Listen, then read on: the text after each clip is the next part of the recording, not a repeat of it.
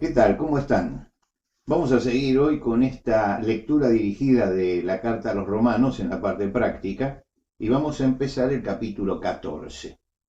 El capítulo 14 trae un problema que afecta mucho a la iglesia de todos los tiempos. Fíjense ustedes cómo empieza. Recibid al débil en la fe, pero no para contender sobre opiniones. Estoy leyendo 14:1, ¿no? Fuertes y débiles, él señala. Ahora, lo primero que uno tiene que pensar es quiénes son los fuertes y quiénes son los débiles.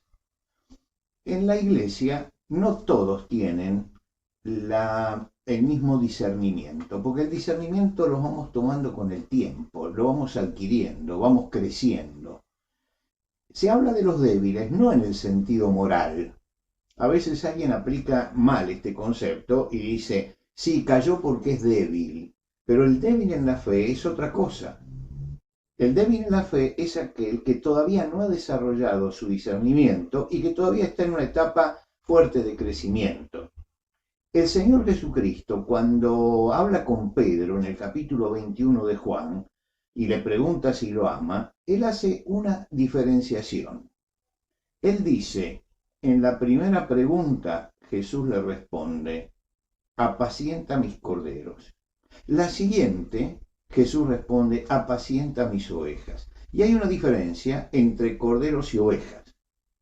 Incluso Jesús no dice ovejas, él utiliza un término en griego que significa el término cariñoso, como si nosotros dijéramos mis ovejitas. Quiere decir que Jesús está diferenciando que es un cordero, hay que apacentarlo, y hay que apacentar también a los otros. Y esta es la tarea que tenemos. Ahora, ¿qué pasa?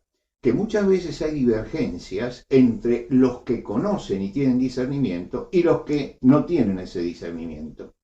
Y esto siempre se da en el plano no de la doctrina, sino de las costumbres. La doctrina, estamos todos de acuerdo en lo que debe ser la doctrina. En una iglesia todos están de acuerdo en la interpretación de la doctrina. Pero hay cosas que pertenecen a la costumbre y muchas veces confundimos costumbre con doctrina. Y las discusiones siempre van por el lado de las costumbres. Y lesionan mucho porque muchas veces son tradiciones que se traen de largo tiempo que se la eleva al sitio de doctrina. Una tradición no es una doctrina, es una costumbre que tenemos. Pero la doctrina es otra cosa. La doctrina son los principios de la Biblia que han sido establecidos, los que son vitales para la fe. Aquí se habla de personas muy escrupulosas al llegar a la fe y que por ser muy escrupulosas, entonces aparece en ellos ciertos escrúpulos que a veces no los podemos entender, pero que significa que traen todavía algún lastre del pasado que llega hasta allí. Esto lo vamos a entender al leer un poco más adelante el capítulo. Cuando llegamos al versículo 2, el versículo 2 dice, porque uno cree que se ha de comer de todo, otro, que es débil, come legumbres. ¿Por qué dice esto? No es por un asunto de que hubiera vegetarianos en ese momento. El asunto es que entre los que se convertían desde el paganismo, todo lo que era carne se sacrificaba al dios antes de llevarlo a la carnicería. Lo que quiere decir que ellos vivieron pensando que eso era un sacrificio sagrado. Ahora se convierten a Cristo.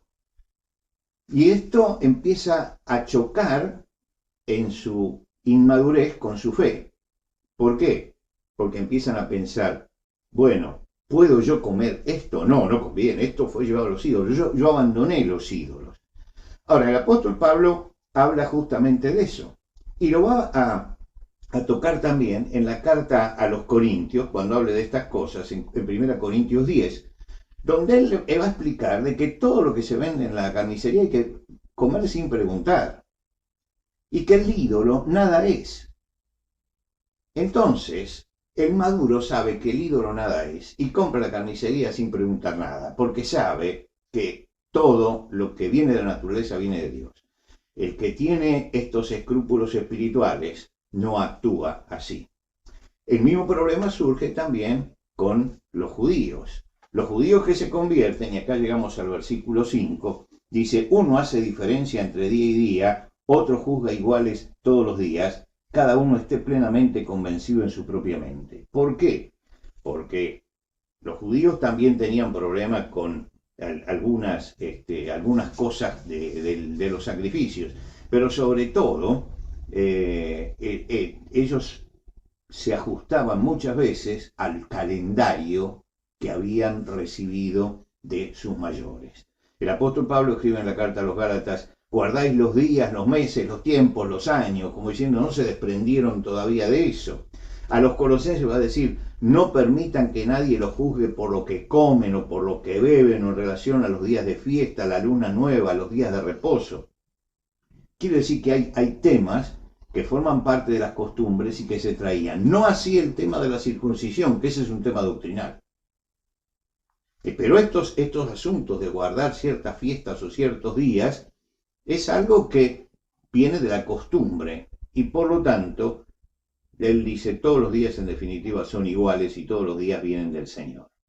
Ahora, ¿cómo nos relacionamos? ¿Cómo se tiene que relacionar el que tiene discernimiento con el que no tiene discernimiento? Vamos al versículo 3. El versículo 3 dice, el que come no menosprecia al que no come. Y el que no come no juzgue al que come, porque Dios lo ha recibido. Quiere decir que no hay que emitir juicio. El fuerte menosprecia al débil. Fíjate vos, esta persona todavía trae eso, tiene estos escrúpulos. Dice, no lo menosprecies, está creciendo. Y por el otro lado, el débil empieza con las críticas, con los chismes. Bueno, se le dice a uno, no lo menosprecies y no juzgues. El fuerte que no menosprecia al que come y que no juzgue al que come. Es decir, y el débil que no tenga habladurías. En los juicios, juzgar al otro es hablar y hablar de más. ¿Tú quién eres para juzgar al criado ajeno? Dice el versículo 4. ¿Tú quién eres? No puedes juzgar a alguien que está haciéndolo delante del Señor con sinceridad. Ahora, si uno ve que todo esto empieza a ser razón de fariseísmo y que alguien por cumplir ciertas tradiciones se siente superior al otro porque las cumple, entonces ahí ya tenemos que tener cuidado. Un viejo pastor decía, hay que tener cuidado, hay que tolerar al hermano débil, pero hay que tener cuidado con la dictadura de los débiles, porque puede llegar al fariseísmo. Y entonces ese es el cuidado que tenemos que tener. Pero hay una norma general que aparece al final del versículo 5. Cada uno esté plenamente convencido, tiene que tener convicción en su propia mente. Es decir, cada uno tiene que estar convencido de lo que está haciendo y lo tiene que hacer con sinceridad delante del Señor y no delante de los hombres. Si yo sigo una costumbre en medio de mi crecimiento espiritual que le puede molestar al hermano fuerte, ¿no? Al que ya tiene gran discernimiento, yo tengo que pensar que yo lo tengo que hacer con sinceridad delante del Señor. Honestidad. Tenemos que hacer todo buscando agradar al Señor. ¿Por qué? Finaliza en el versículo 7 la porción que vamos a mirar hoy. Porque ninguno de nosotros vive para sí y ninguno muere para sí. Le resumo. ¿Cuáles son las tres normas que realmente están aquí y que tenemos que tener en cuenta? En primer lugar, recibir con amor al hermano más débil. Por eso comienza diciendo recibir al débil en la fe. Esa forma de recibir, es decir, es bienvenido, tiene que sentir el cariño el hermano más débil. Eso aparece en el versículo primero. Lo segundo, tengo que respetar al otro. Tanto el débil como el fuerte tiene que respetar al otro, y si yo veo que alguien es débil, lo tengo que ayudar y no criticarlo, ni tampoco menospreciarlo. Esto aparece en el versículo 3. El que come no menosprecia al que no come, y el que no come no juzgue al que come. Y lo tercero, hay que asumir nuestra responsabilidad personal. Cada uno esté plenamente convencido en su propia mente. ¿Por qué? El versículo 8 nos dice, porque si vivimos, para el Señor vivimos. Y si morimos, para el Señor morimos. Así pues, sea que vivamos o que muramos, somos del Señor. Y esto es lo importante. Que toda nuestra vida esté puesta en el altar de Dios y todo lo que hagamos, lo hagamos con sinceridad frente a Él. Nos vemos la semana que viene.